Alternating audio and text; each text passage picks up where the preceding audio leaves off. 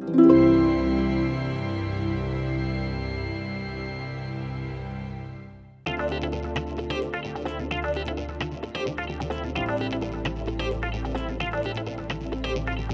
24 juin 2014 s'est tenue au siège social de la Caisse d'épargne Lorraine Champagne-Ardenne de Reims une table ronde autour des enjeux et des opportunités offerts par les nouvelles technologies en matière de formation professionnelle.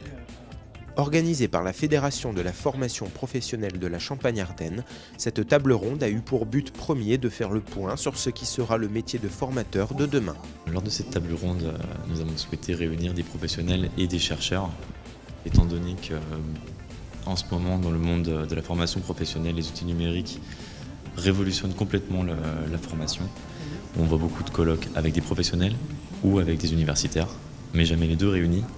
Et aujourd'hui, il se trouve que les enjeux passent par une corrélation pertinente entre les deux.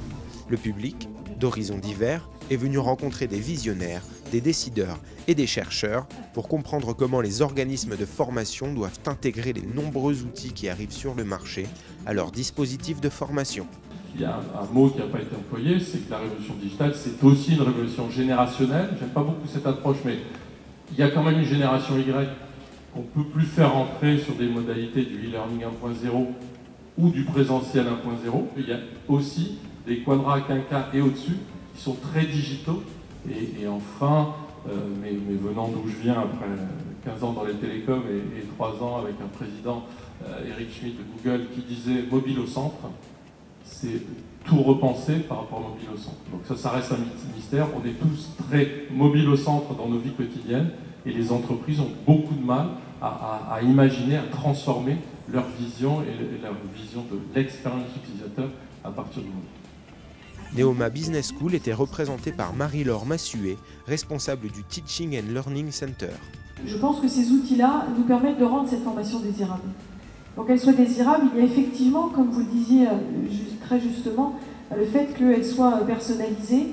Il faut qu'elle soit effectivement adaptée, il faut qu'elle soit disponible, il faut qu'elle soit ludique aussi.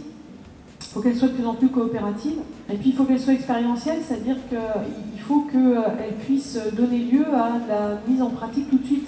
Parce que la théorie c'est bien sûr, c'est très important, mais les modes inductifs sont de plus en plus présents.